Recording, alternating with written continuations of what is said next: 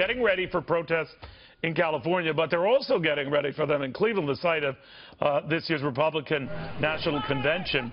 In fact, we're told as well that they're even taking out protest insurance just in case things turn south and fast.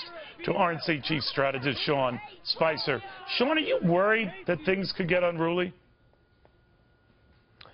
No, I'm not. I think that we have a fantastic team out there. The Secret Service is the lead when it comes to law enforcement. They've done a phenomenal job taking every precaution necessary, working with state and local officials. We're going to have a fantastic convention. It'll be unbelievably safe, and I think everyone who attends it will enjoy themselves.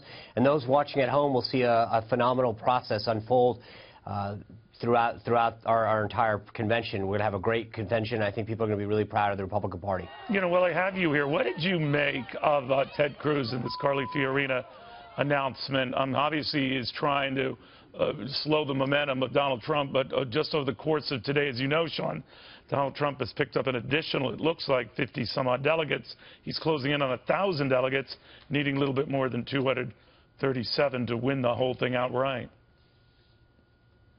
Well, that's right. And I think, you know, you've got two different camps going right now, right? One camp, Donald Trump is trying to get to that magic number of 1,237 bound delegates to become the presumptive nominee heading to Cleveland. And I think the other two camps, both Senator Cruz and Governor Kasich, are trying to figure out how do they stop that from happening.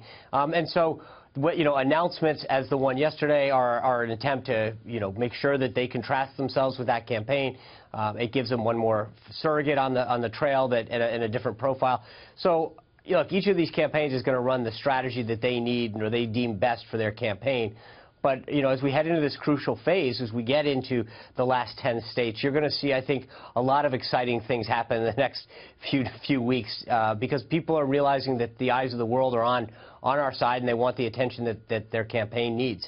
You know, I think every day we have you on, and I always love having you on, something happens. No, you forgot yesterday. Something happens that is a Pepto-Bismol moment for you, and I wonder how you and the party handle it. First of all, with John Boehner saying some rather unsavory things about Ted Cruz, then Senator Cruz's reaction. Let's listen to this.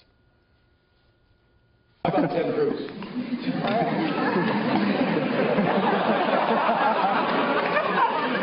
Lucifer in the flesh. When John Boehner calls me Lucifer, he's not directing that at me. He's directing that at you. And what made John Boehner mad is that I led a movement of the people to hold Washington accountable. All right, very little kumbaya going on there. What did you make of this?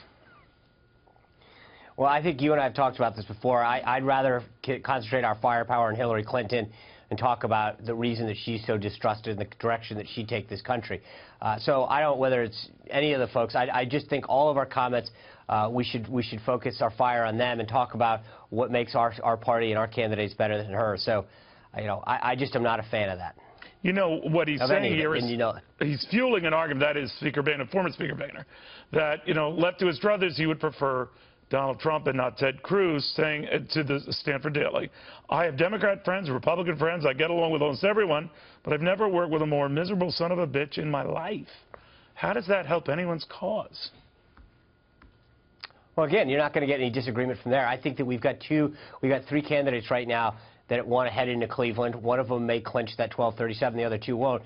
I think each one of them and their supporters should focus on why their candidate is best, go out there and make those arguments and focus, and focus their messaging on that. I really don't think it's helpful for the party when we're attacking each other. The only way that we're going to win is if we grow the Republican Party, grow the conservative movement. Each of the three individuals that's left standing right now has whittled down from that number of 17. Frankly, it was a lot more than that when you look at the number of people actually filed.